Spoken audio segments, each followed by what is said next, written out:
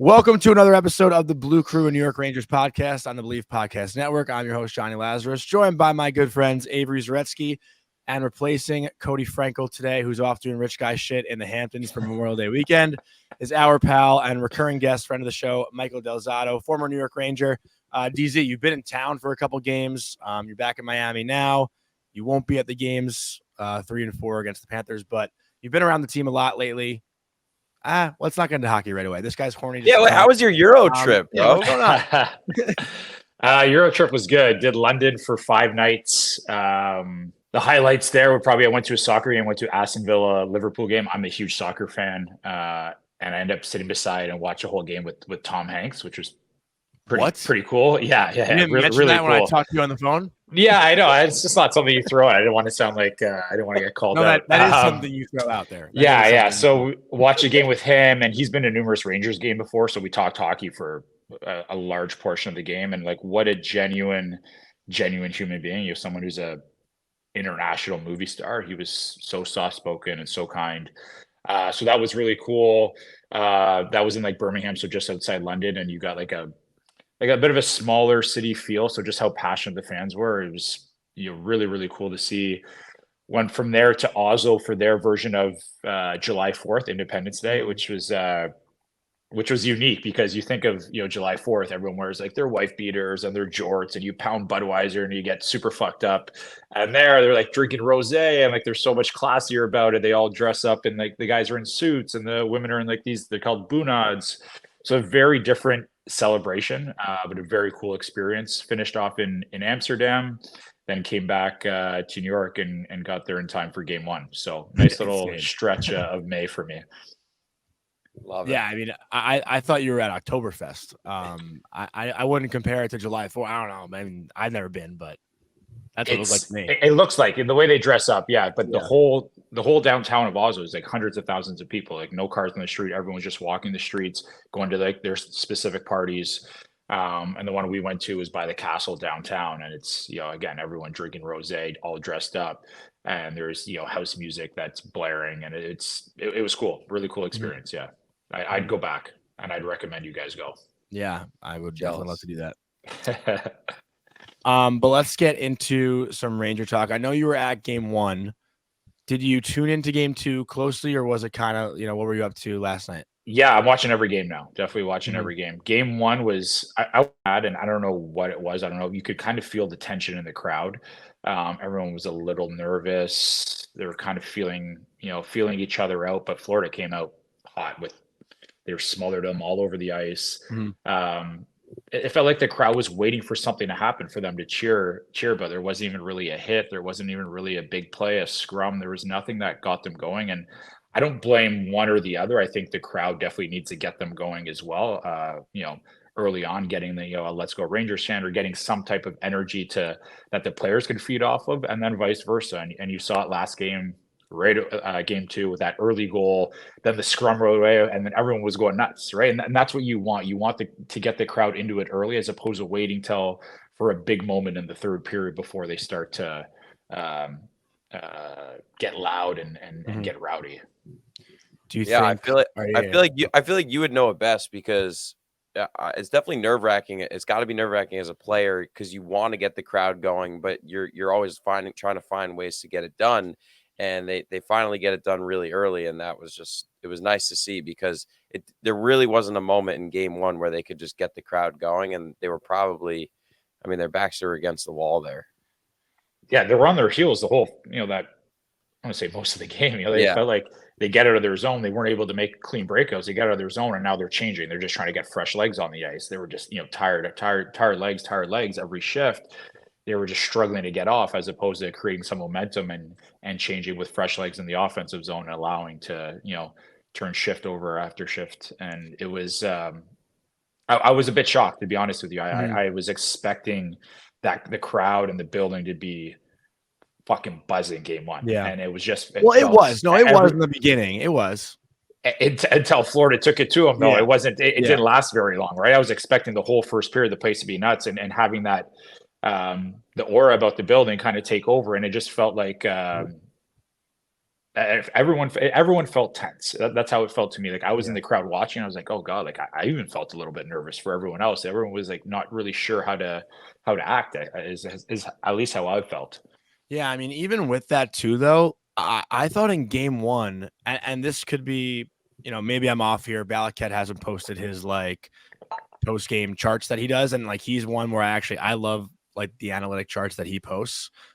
It's just so clean and easy to read and understand. But I thought the Rangers had more high quality chances in game one than they did last night. But their sustained pressure last night was the difference, and I think most people would look at game one and be like, they didn't have much going, but like you still get 2 breakaways, a couple 2-on-1s, some odd man rushes. Like last night, they didn't have any of that, but the energy was there. So it's like these 2 different games, and that's why hockey is such a funny sport. Like sometimes, things don't really go your way when you're playing better, but when you're playing poorly, you can get a bounce, here or there every now and then, but they didn't get the luck in game one. They could easily be up 2-0 in the series had something different happened, on one of those chances in game one.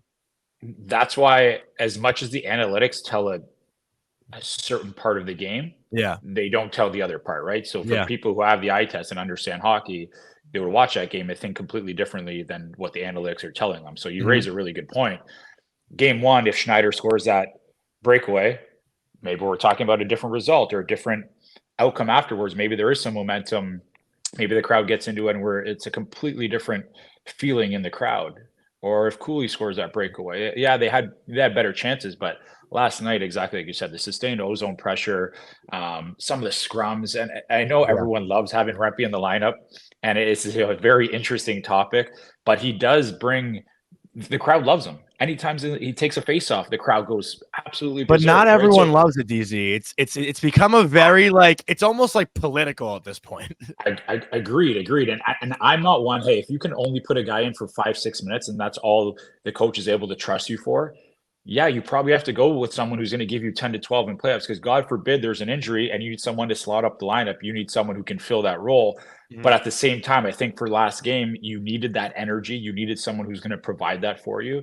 Again, if that guy takes a face off and they start chanting his name, like it's nuts. It's nuts. Yeah. But that's what they needed. That's what they needed to get a little bit of momentum back in the series. And I wanted to kind of, Avery, I don't mean to jump over you, but I wanted to ask you, I kind of want to put you both on the spot.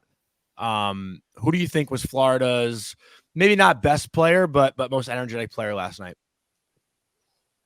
They kept talking about Forsling. I thought he was so good. Great. He was great, but not the guy I'm thinking of.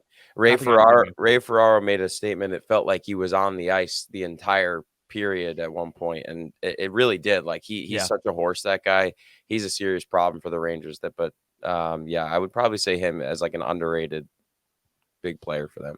He skates so well. He covers so much of the ice. He's incredible at cutting off angles in the neutral zone. You'll never see, you'll rarely see a zone entry against him. He's so good at his angles and forcing dump-ins, and he's usually first back on the puck. For Florida, that Lomberg's provide amazing energy, he doesn't play. He doesn't, even during the season, he doesn't play a whole lot. And I know him a little bit, and I watch him. Like, he always provides good energy. He finishes checks. He makes the right plays. He's in on the forecheck. He's getting shots on net. He's doing all of the little things, and that's a guy that you continue to build off that shift after shift. So he impressed me, and I don't know what his minutes were last night. I didn't check, but every time he was on the ice, I was like, "Shit, this guy's like he's producing. He's producing. It may not be a goal, but he's providing positive momentum for his team." Okay, so you led me into exactly what the point I wanted to make was. Ryan Lomberg last night had 4 hits, 5 shots on goal. And in my opinion, was Florida's best forward on the ice all night. I know Barkov had a couple plays here and there. Reinhardt had a couple chances, but Lomberg, every time he was out there, he was noticeable. He played 10 minutes and 29 seconds of ice time last night. Matt Rempe had 10 minutes and 3 seconds of ice last night. So you can be fucking effective with a little amount of ice time. And I think, we're getting lost in that with the conversation about Rempe is like, how can a guy who plays 4 to 7 minutes be impactful? Like, there's ways to do it. And I thought last night, whether you agree or disagree, this is just my opinion, I thought that was Rempe's most effective game that I've seen him play. And you go back to the Washington series, you never want to see anyone get hurt, right? Yeah. But he comes in, he lays that big hit on Van Riemsdyk, puts him out. Like, that's Now you change the series. You have 5D playing the rest of the game. You got guys playing extra minutes that shouldn't be, playing in situations that they aren't used to or shouldn't be in. Their minutes have increased. Now that takes a completely different toll on physically, mentally, emotionally, on so many different aspects of the game. So again, you don't want to see anyone get hurt, but one shift, one big hit could change the momentum of a series. Yeah, and we talk about how good Forsling's been, right? You get Rempe's line coming out there. He lays a big hit, and it counteracts to Goodrow laying a big hit and the rest of the line making a big hit. And I do want to talk about it for a second because a lot of people were talking about the Lomberg hit on BZ. It was fine. If you watch the actual full clip, he did have the puck for like a second. And like, that's what you want out of a guy like Lomberg. Like if Matt Rempe does that, we love that. So I think that we could lay off of that. Like, that's just not. Was there a lot of discourse on that? I didn't really see. Yeah, there was online. There for sure was. Yeah, and this may be an unpopular. Even the Kulikov hit in the first, like, I don't know, 5 years ago or when I started, that guy would have been patted on the back. Everyone said like, what incredible. Really? It was a little bit late. This is the part I don't. That bugs me about the head checks, and I want play. I'm big on player safety. I'm completely on the side of player safety, but you're going into a check, his shoulder and his everything stays down. Yeah, he hits his head, but like, it's impossible not to. He got his full body, and it was definitely a late hit. I'm not disagreeing with that. Late, yeah, it was late, but that 5 years ago, 10 years ago, that's not called. Like, that's applauded for a great hit. Really? You're coming through the middle of the ice. You receive a breakout pass through the middle of the ice. You better expect that you're going to get someone's coming after you. The problem now is the game has gotten so fast and so much skill. Yeah. We're protecting the players so much that they're not protecting themselves. Yeah. And this may not be the best example. And that's what I was saying. It may not be the most popular take, but just in general, there has to be some onus on the players to protect themselves and put themselves in better positions to receive a hit. Yeah. It's for sure a buddy pass. And I think all the mechanics were right on the hit. Like you were saying, like, kept the shoulder down, this and that. It was just the timing was off. Yeah. Agreed. But once you're, as a defenseman, you go in on a play like that and you're committed to make that hit, you have to follow through. Because if you back off, that puck now goes past you. You're moving north while the play is coming south. That guy's jumping by you. It's probably an odd man rush. So you're committed at that point, and there's no way to back out. I try not to be biased. I mean, maybe you guys probably had it different on the broadcast. When I first saw it from the press box, I was like, holy fuck, that's gotta be, like, if that's not a 5, like, that's what I was thinking at the time, right? If that's not a 5, like, what is? Because, dude, it looked bad. It looked bad in the arena. It really did. It's late, but his shoulder's down. Yeah. His elbow does not come up. Yeah, his head is hit, but his whole body is. It's impossible not to hit the head. He's a bigger guy too. His head is down. It was a full body check. Yeah, and cool. That's a man. That's a big boy right there too, right? The fuck out of Rempe later in the game too. You look at some of Rempe's hits. You look at some of Rempe's hits, right? His mechanics are all correct. He's just taller than most of the other guys, so he's gonna make head contact. That's just the way it is. But it's like, I completely agree with DZ. It's like you want to protect the players 100%, and I do think it was late, right? Like, it was a buddy pass, and he just timed it wrong. But there's also a sense of, like, this is hockey. Like, guys got to lay hits, and I 100% agree. Yeah. DZ, something that I wanted to, kind of rewind back to, I guess. Let's talk about prior to game 2 when you're unsure what the lineup might be. Blake Wheeler's out there and warm up. Matt Rempe's out there and warm up. Kakko's not. And, I don't know how closely you watch Kakko. We've talked about him a lot on this show. And listen, I think a lot of Ranger fans have been very hard on Gerard Gallant the past 2 years and how he handled this team and how he coached this team.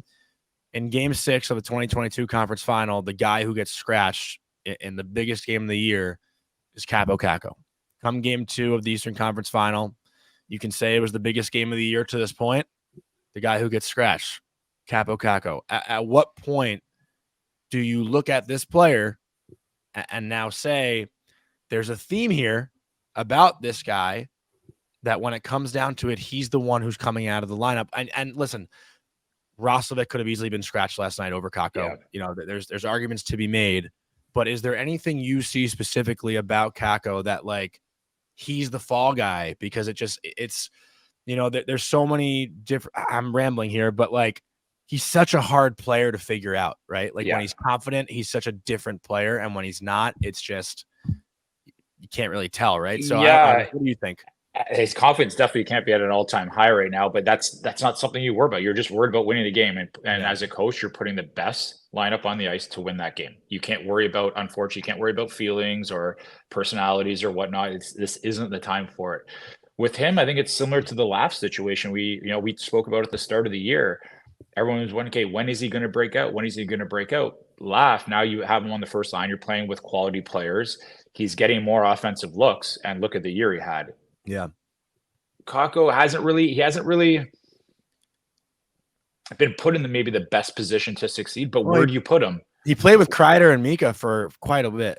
Yeah, fair. Maybe the leash is maybe a little bit shorter. And this is, as we talked about before, this is the good and the bad when you're playing on an original six team and a team like the New York Rangers, when you're expected to win every single year. Your leash is short. You're going to get an opportunity, but what do you do with that opportunity? If you don't make the most of it, well, we're paying guys $6, $7, $8 million for that opportunity. So now they're going to get that back. And these are veteran guys that have a proven track record that are going to take a hold of that opportunity and make the most of it. So it's an unfortunate situation to be in. But at what point, if he's the fall guy, at what point are we talking, hey, is it time to cut our losses, right? Like, does he deserve another opportunity elsewhere where he can have a little bit of a longer leash and flourish and be the player everyone expects him to be? Or do you stick with him and maybe next year he gets another opportunity? I don't know. I don't know what the right answer is.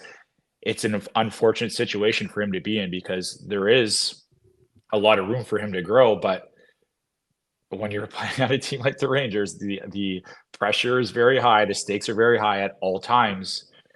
It's a tough situation to be in, and I feel for him. I've been there. I feel for him. It's not easy. Yeah, I know Avery. You want to say something about it, Avery? Because I know Avery's our Kakko guy in the show. So I love Kakko. I love what he brings in terms of what he's built into himself as a player, right? Like he's a two-way forward now, defensive style. And that line has shut down teams throughout this playoffs. But at this point, we're in the Eastern Conference Final. I trust Peter Laviolette. He knows this team better than us. He knows what happens inside the locker room, outside the locker room. And at this point, you just got to trust the lineup. Trust what he puts out there. He's going to put out the best team, like you said. And it proved dividends last night. The Rangers got it done. And I feel like we just haven't done enough justice for Barclay Goodrow right now. A guy who just gets pestered all year by the fans. The analytic crowd hates him, and he gets a penalty. He gets a penalty, right? Which is clearly not a penalty. Barkov slips, and it's the whole storyboard of the Team of Destiny documentary style. Like, this is the stuff that goes in the fucking Stanley Cup video. He takes it. He gets a penalty, and the puck doesn't lie. He scores the game winner in overtime when it felt like the Rangers needed a hero, and who else could it have been but Barclay Goodrow? It was incredible. Last night was just insane. Those are the guys that win you the series, and your best players have to be your best players for sure. But like the depth scoring, and it's the guys that do the gritty work, do like the shit that no one else wants to do, are typically the ones that score the biggest goals, right? Like it's not Brad that's coming in scoring the biggest goals come playoffs. It's some of the other guys, and for a guy like that, I love seeing that. Because they're exactly like you said, these are guys that get shit on all year. Oh, he didn't do this, he didn't do that. It's like, how about these big block shots, taking a hit, making a hit, like doing like the hard work.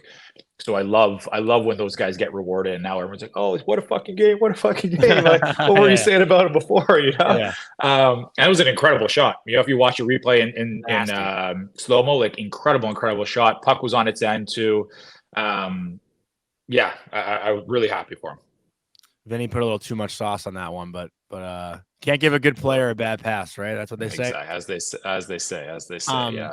But just diving a little more deep into it, you look at both teams' blue lines, and listen, I don't want to make this whole thing about Rempe, but I think you have to kind of talk about it. You do. I think at this point it is undeniable, right? I think you talk about a team's identity. They are one team with him in the lineup, one team without him in the lineup. And, I think it's evident, right? But I just want to talk specifically about being a defenseman. And, something that is noticeable right now on the Ranger side is that Florida, any chance they have to finish a hit on Adam Fox, they're doing it. And, while it might not, there's some fans who are like, they're targeting the Rangers hurt players. They're hitting Hedel. They're hitting Fox. Like, you want to wear guys down, especially a number 1D. Like, DZ, when you were playing playoff hockey for the Rangers, like, you were the guy. So, like, did you feel, I guess in series against Ottawa, at 2012 run, like, who was it, Chris Neal, I guess, on the other side? Like, did you feel he was coming at you every time he had a chance when you were going back on pucks? Like, but he was coming at everyone. Yeah, he was coming at everyone. That when it gets to playoff hockey, and this is where it gets a little different, everyone finishes their checks, right? The good teams, everyone. Not guys, yeah, I know. He's a buddy of mine. I already gave him shit about that. Is he? I've told him. I've told him. But everyone finishes checks. So in the season, when you go back for a puck, you look over your shoulder, and whoever it is on the other team, their number one center is coming down on you. Like, hey, if I look this way, he's probably going to turn off trying to pick off a pass. He's not going to finish me. So that gives you whatever, a half second or one stick length more to make a play. Now you don't have that. So now you're seeing Adam Fox, you're seeing, even look at Trouba, like a lot of defensive turnovers below the goal line, breakout passes where guys think they have a little extra time and they don't. And that's what's hurting them a little bit. And with Fox, he's clearly dealing with something. Yeah. But as a player of his skill and caliber, come playoff time, not being the biggest guy, it's a little bit more evident. It's a tougher game out there, and it can't be easy for him, and especially when you're not at 100%. But at the same time, who is at 100% right now? Probably no one. So I feel for him, but you see some of the other plays. He gets in the offensive zone, he has his head up, and some of the seam passes that the play made on the goal, he makes some very, very savvy plays. But in his own end, it's been a little bit of a struggle right now. That's playoff hockey, though. You're going to get hit every time you touch a puck, and he should be targeted. If I'm Paul Maurice, I'm telling every player on that team, Adam Fox has the puck, you finish that check. I don't want to see anyone turning off on him. And if this series goes to where we think it's going to be 6 or 7 games, by game 4 or 5, and even 3 as a defenseman, and you're getting hit every time you go back to touch a puck, there's going to be numerous instances where you're like, you know what, I'm not going in first anymore. And that's just natural. That's just human instinct, right? It's not enjoyable to get hit against the glass every single time you touch a puck. Mm-hmm. Yeah, every check matters. It's so important. Like, they just add up, and in a long series, the guys are going to get worn down. It's inevitable. So I think that you got to finish your checks no matter who you're going up against. And I agree. If Paul Maurice sees Adam Fox laboring something, he's going to tell his guys to go get him. It's just part of the game. Before we do go into fan questions, there was one more thing I kind of wanted to bring up, just like in relation to what we talked about with Kakko. Paul Maurice had kind of talked about it, just about the way their team is built. And, guys like Kakko, guys like Roslovic, honestly, and a guy who I really want to make the point of for Florida is Carter Verhaeghe. Like, DZ, you probably know as good as anyone, the NHL, it's a constant cycle, right? Guys are drafted, and when they're drafted to good teams, sometimes there's a guy who's drafted to be a top 6 player that doesn't necessarily fit into that top 6. And then all of a sudden their role within a team, the way they see themselves, their own identity, it can shift. Like Carter Verhaeghe, pretty sure he was drafted by the Islanders and then even went to Toronto, didn't fit there, then goes to Tampa, on a cup team, doesn't really get a lot of ice time there. And now you see him as a 28-year-old in Florida becoming a 30, 40 goal scorer, and it's all starting to click. There could be some of those guys that, Maurice was saying, our team is made up of guys who didn't fit somewhere else, and we had a spot for them, and that's how we've built this team. And now look at us. It took years for them to get to this point. So with a guy like Kakko, it almost feels like, I know you kind of made the point, when do we look at this and say it's time to move on? But can you just make the point that it's okay?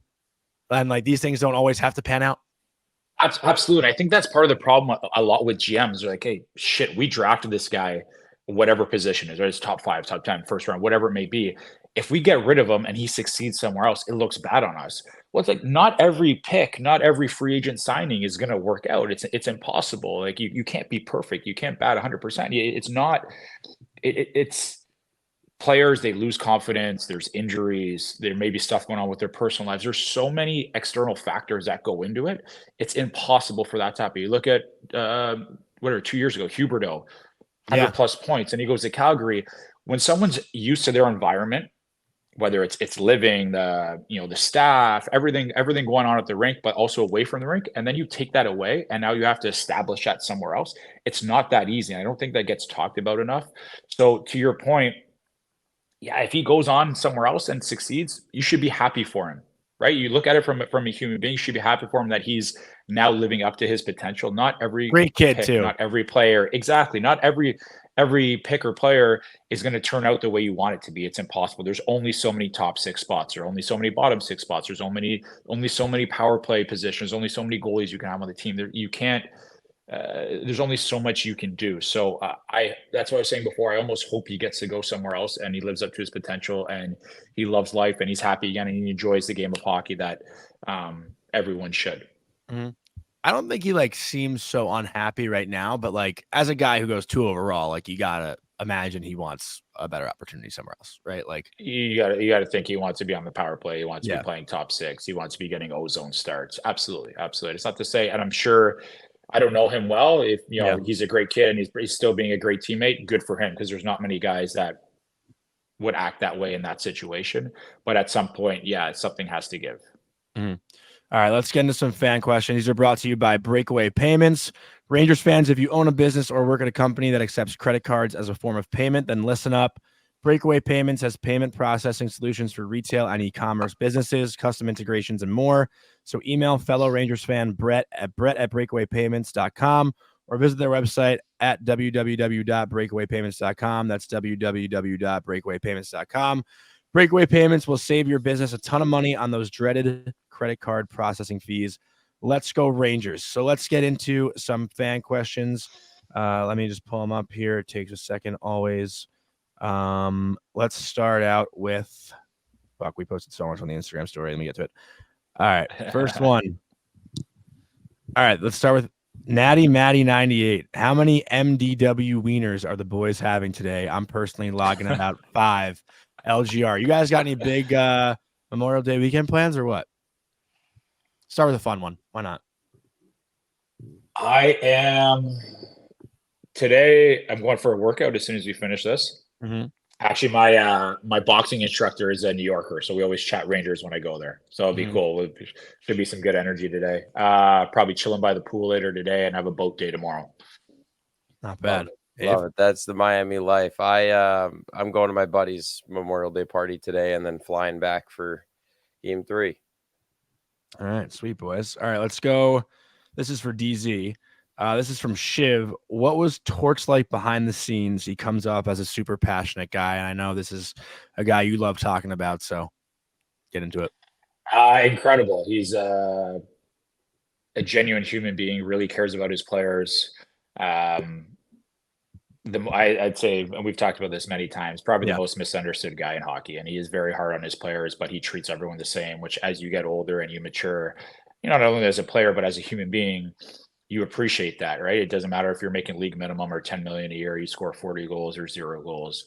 He treats everyone the same way. He preaches work ethic, everyone, pulling on the same rope. And, I wish I got to play for him my whole career. Yeah. I think I told you the story. I had 1 or 2 interactions now with Torts, and I told you before I was shit my pants. I texted DZ give me something to ask him that'll make him not want to kill me. But he was super kind in the scrums too. He was so funny. I don't know if I told you this, DZ, but after the Rangers played the Flyers and they won, the Flyers won, I think, late in the year. The guys in the room are taking 20 minutes to do their media. You know how it is. You walk, media walks in the room, guys are supposed to be available, and then you kind of hit the bus. The Flyers are a younger team. They're all eating their pizza, showering up, taking their sweet ass time. And Torts walks out and goes, "All right, they're not going to come out. Fuck them. Let's just start this thing." It was so funny. But next one. Speaks his mind. Yeah, he's great. Mike _D92. If VZ is out, does Kakko, Brodzinski, or Wheeler play? Avery, we'll start with you. That's a good one. I was thinking about it last night, right? Wheeler's been in warm-ups. He's been, teetering just around. One time. Cody said that last night. He took warm-up for the first fucking time last night. I know that was funny, but no, he's teetering around, right? He's ready to play. He can play. He's been in practice, this and that. He was in warm-ups the other night, but I think Kakko goes back in. I think that you scratch him to give him that boost of confidence to go into game 3 and go into the next building ready to play. So I think that Kakko gets slotted back in. DZ, I feel like you have to, right? As a left winger, he's the guy that's going to slot in. I don't know. I'm assuming Wheeler can play his offside. He can play, really all positions. But I think, you have to go back with Kakko. It's him or Wheeler. Do you want the experience to have Wheeler in? And as we talked about before, God forbid something else happens, or if they don't get off to a good start and you're on to switch the lines up a little bit and move things around, I think Wheeler definitely slots in and allows you a little bit more versatility. Mm-hmm. All right, well, DZ, I'm going to give you a chance to protect your boy here because the next one is from Jamiola94, and it's not even a question; it's a statement. Roslovic has to come out. What are your thoughts? He didn't look good. He struggled last night for sure. Yeah. He hasn't played his best, but he's slotted into that top line. I think he's done a good job. It's allowed them to balance their lines out. Mm-hmm. But as we talked about before, playoffs, conference finals, especially as you continue to progress, the games get harder. The games get magnified that much more. So he hasn't played his best. I'm assuming he knows it. I'd imagine the coaches have told him that as well. So we'll have to see next game. Hopefully he brings a different game than what he showed the last few, but it's also now with him going from the first line to fourth line, him being more of an offensive guy, you're slotted in different situations. You're maybe not given as much opportunity with the puck, but he's got to find a way to be better and make a positive impact on the game. What is he like personality wise as a player? You know what I mean? Like there are some guys who, maybe the demotion gets to them, sometimes it fires them up. Like, him better than anyone we're going to talk to. So like, he seems like a pretty even keeled kind of guy when you talk to him from the media perspective, but have you played with him? What's your relationship with him? I did. Yeah. I played with him in Columbus. Yeah. Mm-hmm. Pretty even keeled. He's a fun guy to be around. Like, I consider him like my younger brother. When I play with him, we're just always chirping each other, like very fun to be around. Very easygoing, but at the rink, definitely even keeled. And it's also different. You're coming from, Columbus, where you're from. He lives there, has friends outside the rink, and then you're going into New York. You get traded there at the deadline. You don't really have like your built-in infrastructure or community outside of the rink. So a little bit tougher to get accustomed to or feel comfortable. And when I was there for round 1, I believe I did get together with them. We met up and had lunch. So we talked about stuff like that, and a completely different market than Columbus, even though you are from there and you're probably Winnipeg family and friends at the game. Yeah. Exactly. And he had, in his early years in Winnipeg, they had playoff runs. So he is used to that type of pressure, but it's a completely different animal in New York. So there probably is a bit of there's going to be some growing pains. But again, he's old enough. He knows he needs to be better, and it's a matter of him putting in the work in now and doing that. It's funny, actually, now that you said that too, another guy that was talked about, and what I referenced before with Verhaeghe and Kakko, and I think I actually said Roslovic, but Paul Maurice was asked before game 1 about Roslovic, and he was one of those guys that Maurice coached in Winnipeg and said, like, when we drafted him, we drafted him pretty high, thought he'd be a top 6 guy, but we had Scheifele, Wheeler, Connor, whoever else at the time. I can't really think of Winnipeg's lineup, but like he was just one of those guys who didn't fit, right? Like he was good enough, but just didn't fit. Now it's like, I from my own perspective, it's like, if I'm him, I'm like, fuck, I should, this should be my spot, so it's got to be tough a little bit mentally, right? Just like knowing that you should be on the top line and then shit just kind of changes, but I don't know. And so like you're dropping from top line to second, it's like you're all the way down the lineup, and that's what, 5 to 7 minutes less on the ice, if he gets a little bit of power play minutes, but typically the PP1 logs most of the 2 because when they're slinging it around, they're tough to get the puck off of. So that changes things. Now you're not getting your puck touches. You're feeling a little bit off in the game. You have to find other ways to make an impact. Mm-hmm. Avery, we'll start with you on this one. Pat Bone 4, less of a question, more of a shout out to Trouba and Miller. Great game by the pair. What did you think? Yeah, they've been getting a lot recently, even all season. The fans wanted to switch them up. I even said that they probably should switch up at some point. They get switched up and then they get put back together. But I just think Trouba's built for this series, man. He's a big body. He bangs bodies, and he's just a strong guy in the corners, which you need, especially with guys like Barkov forechecking. The Panthers are so strong on their forecheck, and they hit really hard. So you need a guy like Trouba who can absorb a hit and then move the puck, right? And I think that him and Miller did a great job, because in game one, they were doing a little bit too much. They weren't simplifying their game. Miller would make a great play, and then he would try to peel back and do something else, right? Get the puck in deep, hammer bodies, and then take care of business on the defensive end. And I think that's what they were doing last night. And listen, if they play like that, they'll have a lot of success going forward. TZ? Yeah, I think you made a good point. Quick up the pucks. Just like go north as quick as possible, especially a team like Florida that hounds you on the forecheck. Moving the puck as quick as possible, being predictable for the forwards, chip and chase, get in and create that momentum of establishing your own forecheck. Where I'm excited to see, and this is where, having two veteran coaches, you see the chess match a little bit now going into Florida. What type of matchups is Paul Maurice going to be looking for, right? Yeah. Now that they get last change. So this is like kind of the game within the game when you have two coaches that have been around as long as they have. I'm almost more excited to watch that than seeing the actual players on the ice. So it's going to be actually very interesting to see. Were you more impressed from Trouba Miller in game 2 than game 1? Definitely better. I still think I agree with you on the physical aspect with Trouba, but come playoff time and as you're playing better teams, the big hits are important to establish, I guess, your dominance and let people know, hey, I'm here.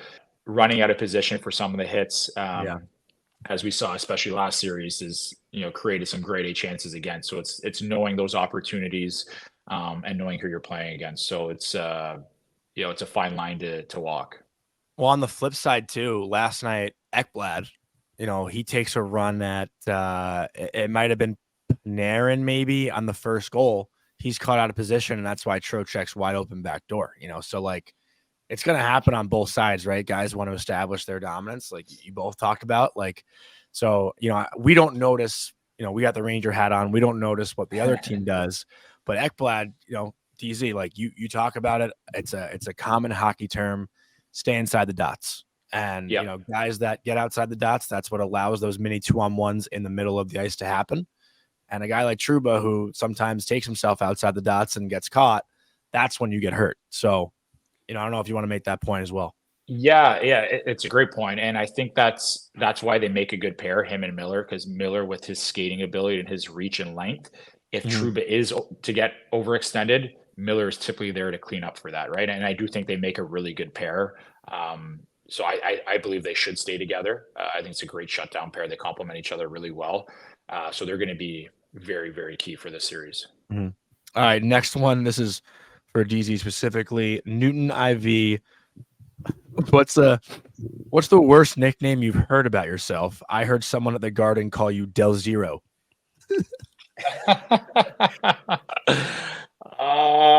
Probably that one, I guess. I don't know if you want to answer this one. I do. It's all good. You can't hurt my feelings. I got thick skin. I got abused by Torts at a young age. I got thick skin. Probably that one. Honestly, there was one more. There was like the Delzaster. That was a big one. Yeah. I've heard that one. That one. Yeah. I know it's weird. I go back to the Garden now and I get like a lot of love. But there was like a time where I was like hated by a bunch of fans. I was like, fuck, like I had some pretty good years there. Like I had like one off year the last year when AV came in. But if you look at my numbers, and especially for a team that didn't produce much and how far we went, like I had some pretty good years. So some people that hate on me, I'm like, I think the issue was there. My first year, I came in very, very hot and like, oh, this guy's going to be the next Brian Leach. I'm like, fuck, like that's some big shoes to fill, like it was expected that. Someone actually said to me last game I was there, oh, I was expecting you to be Leach and Gilroy to be Zubov. I was like, these are two like legendary players. Like, give us a chance. So I think that was definitely part of it. Was the expectations were so high. And obviously I didn't live up to those. I'm not sure anyone could or would. Give yourself some credit. Give yourself some credit. I said I had a good career.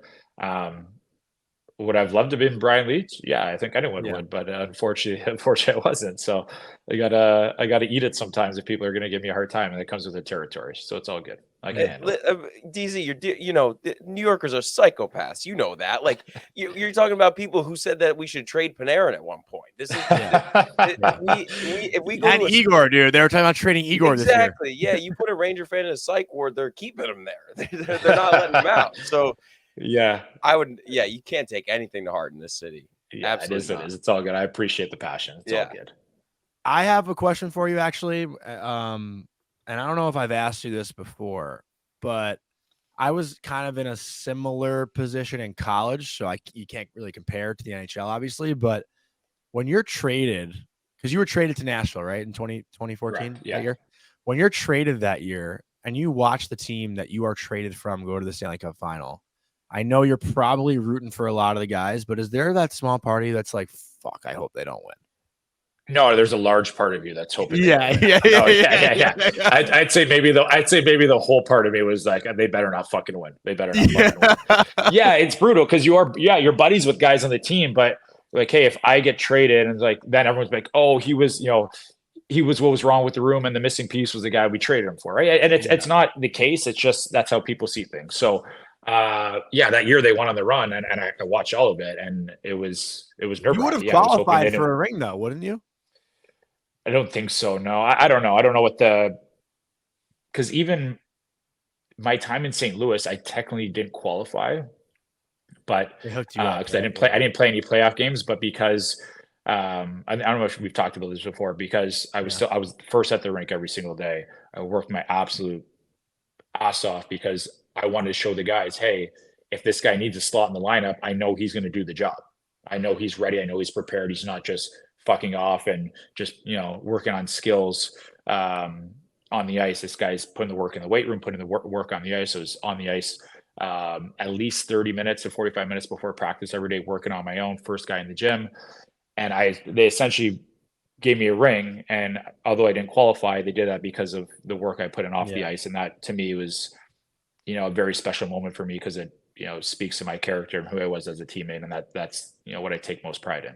Mm-hmm. No, it's a topic that's not talked about a lot. Like, I just know from my own experience, like the year after I left UMass, they went to the national championship, and I was like, holy fuck, like they better not fucking win. Because I would have been a junior, I would have been on the team. I was like, oh my God, this would I'd never live it down. It's just it's so I played for enough teams that it's like, fuck, there's too many teams I got to cheer against now. Like at some point, one of them's gonna win. I'm gonna have to eat that one on the chin. Yeah. Mm-hmm. All right, this one. I was gonna say our buddy Witt talks about it all the time. He gets traded for Chris Kunitz, and he said. But that was. Did he get traded in 2009 when they won? Yeah, he did. He said it's the worst moment of his life. Yeah, that sucks. All right, next one. It's actually another one from Shiv. He asked some really good questions. And Avery, we'll start with you, and then DZ, you can talk more specifically. But why are some players 82 game players versus 16 game players? Example, Goody is meh in 82, but fire in the playoffs. And we've talked about that a lot on here. It's a Draymond Green quote. DZ, if you're not familiar, it's like Draymond Green once said, there are 82 game players, there are 16 game players, the guys who get you into the playoffs and the guys who get you through the playoffs. And that's kind of what this question is geared around. So, Ave, what do you think about Goodrow? Well, I always say it's such a long season. You go through the ups and the downs, and you can't really base a team based off of what happens in the regular season. You obviously have the numbers to back up certain things, but it's just about getting into the playoffs. You look at the magic that the LA Kings had in the early, the mid 2000s, right? Against us, against the Devils.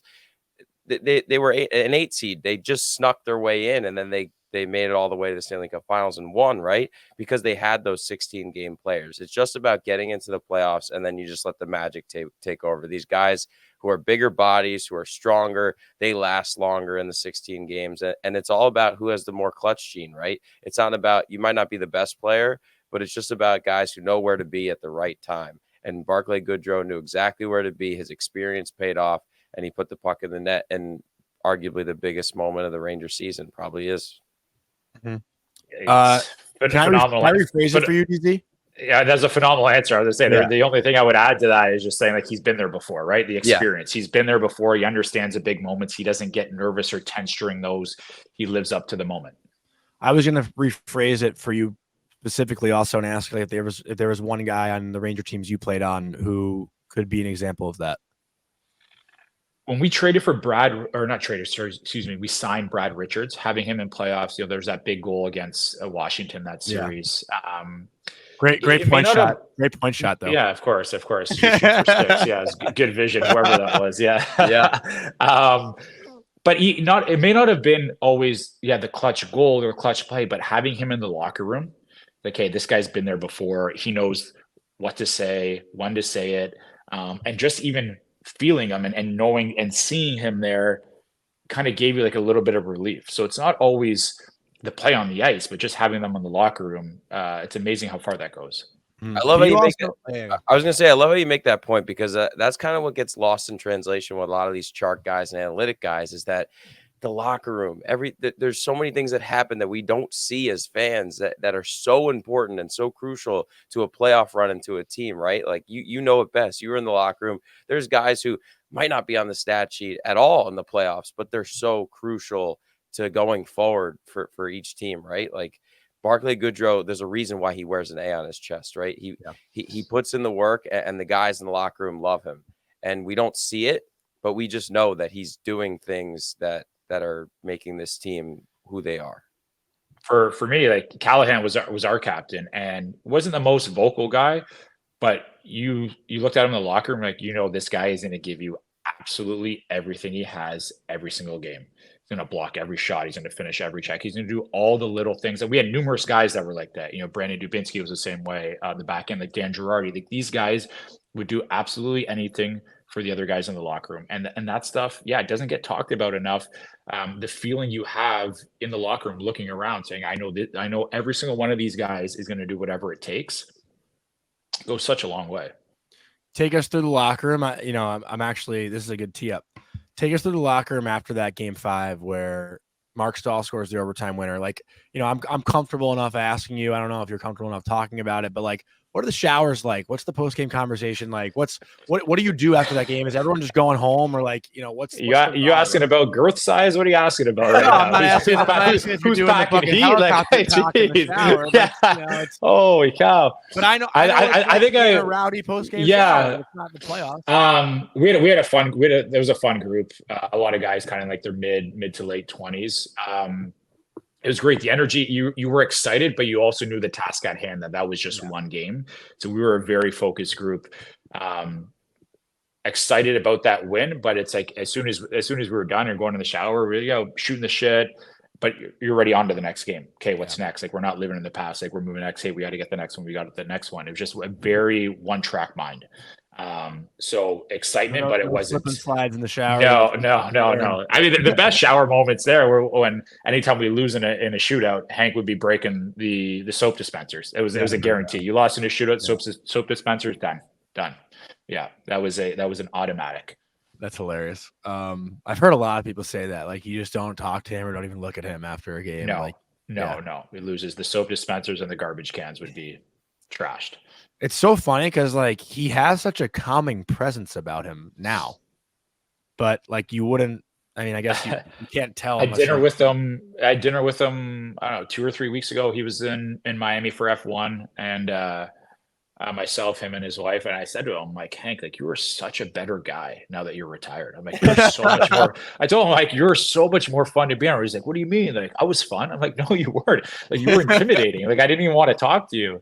And his wife even like backed up, like, yeah, you're so much more relaxed now. And he is. Like, he was so intense all the time. He couldn't turn it off. And that was just who he was. Like, he didn't even know he was doing it. He was just wired that way.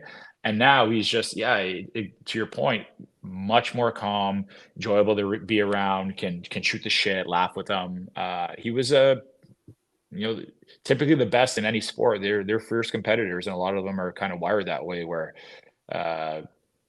you can't really have a conversation with them, which is shitty to say, but that's how it was. Yeah. We actually had Sean Avery on our last episode, and this is, I'll ask you another question. This is one of my own, and Avery, we can mix in our own questions here still. Sure. DZ's a friend of ours, but and we'll go for like 20 more minutes. Is that cool, DZ? Yeah. I just gotta be gone in like 10, 15. All right. 10, 15 we'll get you off. But Avery told us that when they were, in their playoff run, I think like 06, 07 year before you were there, he had gone to lunch with Shanny, and Avery was shitting bricks, just so nervous about being in the playoffs. Shanny's doing like a crossword puzzle, I think was the story he was telling. But, you're in the conference final against the Devils, right? 2012. And what are you doing, day to day, like to not think about hockey? Because you were still relatively young in that time. So like, I know these situations are, for the players, it feels like it might be life or death, right? But like, Yeah, you're still a human being in New York City, in the conference final. Like, what are you doing day to day? so that one was actually a pretty emotional time for me because my grandma passed away during that series, and wow. these are this particular grandma lived with me growing up, so it was like a second mother to me. Yeah. We're very close, and she passed away. I forget what game it was. So actually, during one of the days between games, I flew back for the funeral day in, day out. So that was a tough time for me. Yeah, Was that public knowledge? No, I don't really talk about it. I try to keep some stuff private, with our life, everything's public. So, and I'm not one to make excuse saying, oh, that's why I didn't play at my best or whatnot. It was a tough time for me and a very emotional time. So that series specifically was, had a lot on my mind and a lot of, I'm not going to call it distractions, a lot of external factors that were occupying space between the ears that I had to try and turn off come playoff time or come game time, because it was a conference final. I didn't know if I would ever get that opportunity ever again. And I'll be honest with you, and we could talk about it now. It was hard, and I still to this day I'm not sure I got proper closure from that. This was my grandmother lived with me since I was 4 years old, and I flew in on the morning, had the funeral, flew back later that afternoon to get back because I had the game the next day. So it was a brutal time, and not to say every series is like that, but to get back to your point and lighten it up a little bit, we don't really practice in playoffs. It's just like, hey, game, you're playing every other day, right? You're trying to get rest and recovery. At that time, the weather's nice, so it's just trying to get out and be like a normal human being and not just let the game occupy you. So like going out for lunch, walking around the city, maybe grabbing a little bit of sun, but just trying to find things that'll lighten the mood a little bit, or at least get your mind off the game. And that way, come game time, you are fully prepared and not feeling like you're exhausted already before the game's even played. Yeah. Rempe, I don't know if you caught it. I asked him yesterday, like what he's doing, 21 years old in New York City. And he talked about like going to an escape room and shit like that. Like it's fucking hilarious. What's it like being a 21-year-old in New York City right now in an Eastern Conference final? I mean, away from hockey. Last one for Remps, guys. It's pretty cool. It's fun. Are you still going out to dinners and stuff, or is it just team? Like at home, we're going to go for dinners and stuff like that. Went to escape room the other day. But Vampire Room, I was not off to a hot start, but Eddie was buzzing. And then last half, I had some elite code breakers. I solved the puzzle. The guy was so impressed. He took us out for wings after. So it was a good job. I blew it away. It was some zodiac sign puzzle. I didn't even know anything about zodiac signs, but I cracked it. Not a big deal. So that was good. So he took us out for wings. So that was fun. Yeah, it was good. It's a lot of fun. Yeah. But no, like to your point, like I don't want to ask you too much about it, but like when you walk into the locker room on game day after coming from a funeral, like what is going through your head? Your teammates, they probably don't know how to treat you really either. So it's kind of like it's one of those weird things, right? Like when your friend goes through something, it's like, how do I act toward them? And it's human shit, Yeah, it's not, hopefully not something you ever want to really go through, but it's, you want to be there for them as a person, as your teammate, but at the same time, you're in this situation where you're in the conference final, and again, you never know when you're going to get that opportunity again. So it's a weird situation to be in, and I'm not sure there's a right or wrong thing to do or say. It's just like, hey, it's a reality, and that's life. Shit happens, and you kind of have to deal with it. Yeah. All right, Abe, we'll go to you for this one, and we appreciate you sharing that, TZ. That's very, very. Johnny, before you do it, I want to talk about Melon. Yeah, get in there. They are the greatest hats in the world. DZ, I don't know if you ever wore Melon, but they are unbelievable. Good pickleball hat. Such a good. The structure of the hat is what gets it for me. They have an antimicrobial property, so sweat doesn't break down the hat. There's no sweat stains. There's no smell. They're built to last 5 times longer than any other hat. That's the biggest part for me, is the structure. I hate when my hats get bent or they get broken. it's the absolute worst. But Melon doesn't do that. They're comfortable. They have the most comfortable fit. I love the way they feel on my forehead.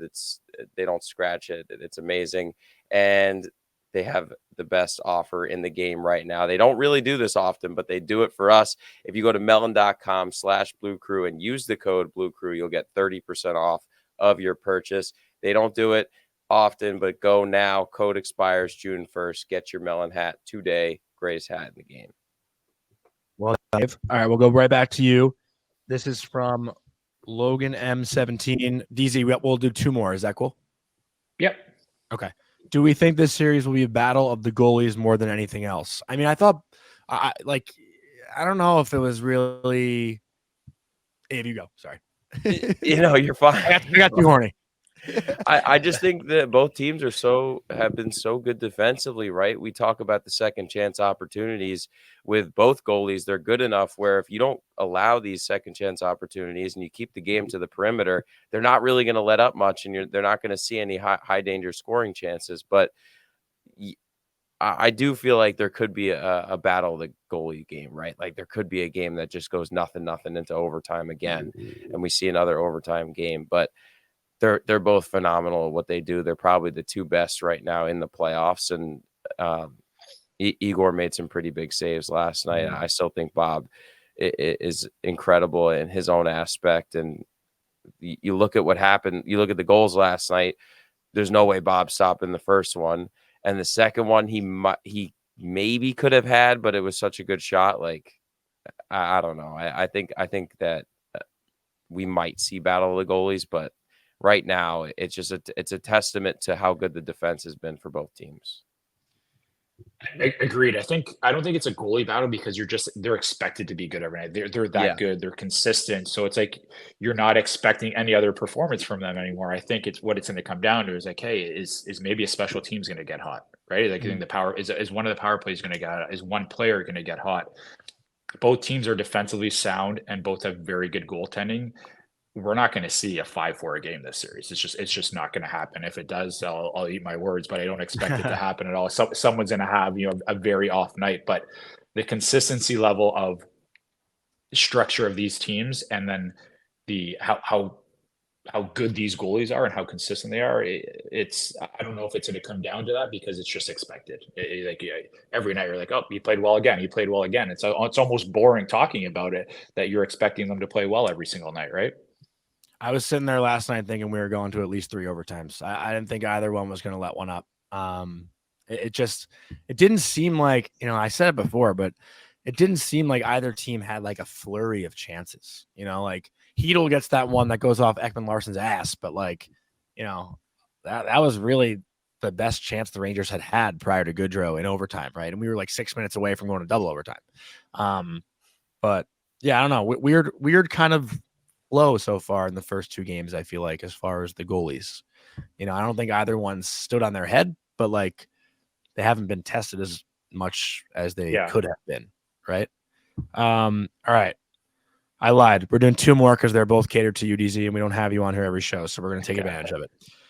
If you had to have one player from the 2014 team on this team, who would you want? Ooh. Avery and I have answered this question a million times, so let's ask a player. Oh, damn. And you guys have the same answer? No, I think we've changed it up. Like I think I've said Brian Boyle in the past just to have some more depth. Abe, I don't know who have you said? The original question was like, who would slot? Would you if who would you they pick need? one and slot him in? Who would slot? Yeah, not maybe the best player. Yeah, fair. Yeah, I mean, Boiler's definitely good and a big body, good but their PK is good. It's not like they're like struggling in that aspect. Yeah, Boiler's a 20-goal scorer too. Yeah, he is. He does everything well. Yeah. Absurd amount of playoff games. He's a hot commodity. This is a great question. I'm not to say I'm stumped. I mean, give me a second to think about it. Kevin Klein. I that's fucking brutal. I think I would definitely want another D. I think a D man of some sort. I think I would take Dan Girardi. Yeah, that's a good one. Yeah. Be perfect for this series, does all the little things. He can outlet the puck. It was a very underrated first pass. Very good first pass, blocked shots, was physical, kind of did everything. Yeah, I think he'd be perfect for the series. I'm laughing at myself for that Kevin Klein. That was insane. That was insane. Fucking prick. Yeah, Asshole. fucking prick. Asshole. Yeah, first he asked me to do an extra question and then shits on me. Yeah. That's fucking brutal. I didn't do it on purpose, so you just came to my No, head. you're good, you're good. I think the original question someone asked us was about like who would slot into the bottom 6. But if I could pick anyone from 2014, I'd want Marty St. Louis. Yeah, that's a good one. Yeah, he'd be a good fit right now on that first line. All right, DZ, last one. You've probably been asked this a million times, but your favorite memory as a Ranger? We'll end on this high note here. Wow. The Game 7 winner, against Washington. Gotta be, right? Yeah. Remember the play like it was yesterday. On my offside, Ovechkin comes down the boards, hit him, puck gets loose. I headman it. He's lazy getting up, and I forget who the other forward was back checking, was kind of coasting. Gabby jumps off the bench, comes in, takes a shot, gets blocked. I follow the play up, gets on my stick. I go high blocker, and then I'm celebrating and by the Zamboni door there, my hands in the air, like looking around and in awe. The garden goes fucking bananas. I'm getting goosebumps. Really, I wish I could live that moment again. Like that would be, I could die happy then. That was so fucking cool. Only regret is not winning a cup there. I could only imagine how that city would be. That would you'll be here this year if they do it, right? You'll come in for the parade. I will definitely come back for that. I mean, it's not the same when you're not the one playing in it, winning it, but yes, I will definitely be there if that's the case. And I'm hoping that's the case. How often are you sitting at home and just type it on YouTube, Michael Del Zotto, Game 7 goal? Don't lie. Not enough. Not as much as you think. No.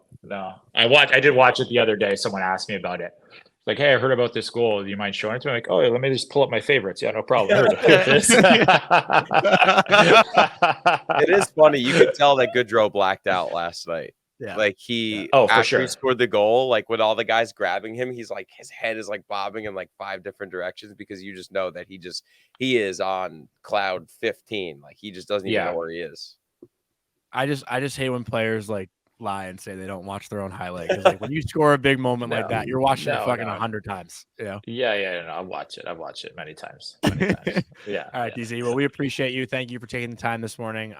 Maybe we'll see you this weekend. I know Lewis invited you out in the boat Monday. Maybe we'll get you out there and boat get bash, baby. But Avery, any final thoughts before we kind of wrap up the show today? What's this boat shit? You didn't invite me.